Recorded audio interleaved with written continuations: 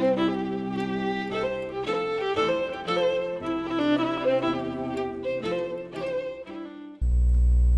Stampers, this is Donna from DonnaJ9.com again, and a few people have asked me how I've done the ribbon crimping technique and the ribbon dry embossing. They're very similar, so that's what we're going to cover today. And we'll start with the ribbon crimping. Okay, how this all started was I bought a new crimper. And I ran through paper and cardstock and even a cut up aluminum foil can. And they all worked just fine. But then I thought, what else could I do? You know how it is when you get a new toy. So I decided to try to do some ribbon crimping on some of our Kiwi Kiss ribbon that we used to carry. I really love this stuff, but I'm showing this just because this is the first one I did. So I put it in there. Let's see if I can do this on camera. Come on, get in there.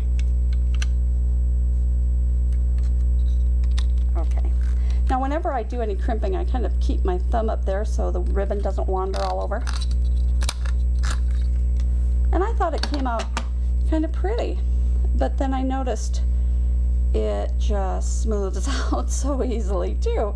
So I knew I had to do some kind of stiffening of the ribbon, and I tried Elmer's glue and Mod Podge and Crystal Effects and even some spray starch, but I found that when I wanted to do a delicate ribbon like our satin and organza ribbon, that didn't work out so well. It really clumped it up. So then I hit on something that I'll bet you have lying around your house right now, and that was, now let me put a little napkin under there. That was just some cheap hairspray, extra hold. And oh, I gotta tell you the funny story first though. I first tried taking off the lid, holding a baggie up with the ribbon and going screech, soaking the ribbon like that. Well, it worked just fine, but I ended up with a baggie of hairspray, which wasn't very useful. So then I decided to try just putting a little bit in a glass bowl and then taking a piece of ribbon. Let's just use this one here, or maybe this one would show up better on camera. This is some of our 5/8 inch grosgrain ribbon. Okay, and I just put it in there and run it through. You'll notice I'm not using gloves because this is not battery acid, it's just hairspray. The worst thing that could happen is maybe your fingers won't blow in the wind or something. Okay, then all I did is take this elegant drying rack from my dishwasher and just let it dry. It doesn't take that long. If you get in a hurry, you can always use like a blow dryer or the heat tool. While we're on the subject, I'll show you. I found that printed ribbon doesn't work as well because it doesn't show the crimps. This wider ribbon that we carry is really nice, and also our twill tape works very well. Let me see, I have a sample to show you of that. I thought it takes the crimp very well, and you could put it on kind of a more masculine card. Okay, I've already done some, so let me put my hairspray away. And let's see. Okay, here's my little piece of blue ribbon that I've already done. Alrighty, clamp it and then just run it through. As you can see, it kind of gives an interesting effect to the ribbon. So just give it a try and play around with it. It's kind of fun. Next, I'll show you how to dry emboss it. Be right back.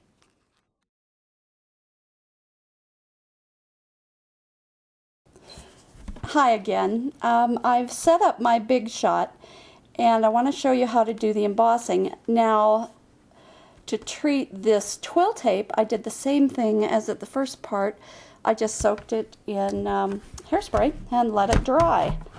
This twill tape takes it really well, either for crimping or for dry embossing. So first of all, though, I'm going to show you a cute little Christmas ribbon. This is our new embossing folder, and it's got a bunch of cute little poinsettias on it. So I'm just going to run that through. I've put the sandwich as the cutting pad, and then I put it on tab 1 to give it a little extra pressure, and then now I've got my long pads. You don't have to use the long ones. That's just what I had handy. Okay, I'm just going to crank that through like a little organ grinder. Okay. And you can see, hope you can see that really pretty little pattern of points. So I'm going to do this pattern, and for that we'll need to run it through twice. Okay. Okay, so for this particular pattern, I'm going to send it through like that because I want this pattern to go down there. Okay, so I'm just going to put that in there. Oop, get a little.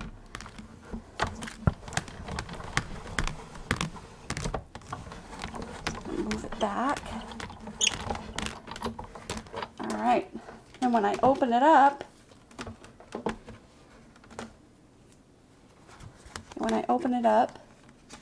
it has the embossed pattern on it.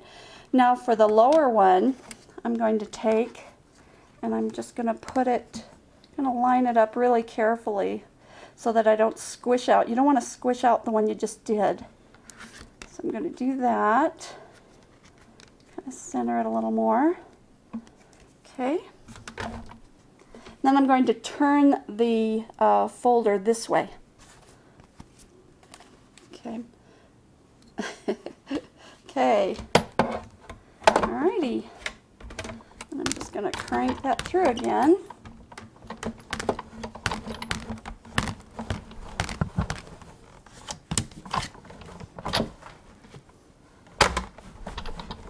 Back it up. Don't worry about all those chunks and clunk sounds you hear. Okay. You might have to smooth that out just a little. If there is any overlap, you could just stick a button right there, but it just takes the embossing so nicely. I hope you can see that. Anyway, that's how I did those. Oh, here's some of our satin white under the crimper. Just found that one. And I embossed this ribbon with the same little poinsettia folder, and then I just colored in those as gold. But you could use that as a cute little Christmas ribbon too. Anyway, I'll show you some more samples and you can get an idea of how to do this. But I hope you've enjoyed this. I hope it makes a little sense. If you have any questions, just write to me at donnaj9m@gmail.com. But it's been fun, and I hope you come back soon. Thanks. Bye.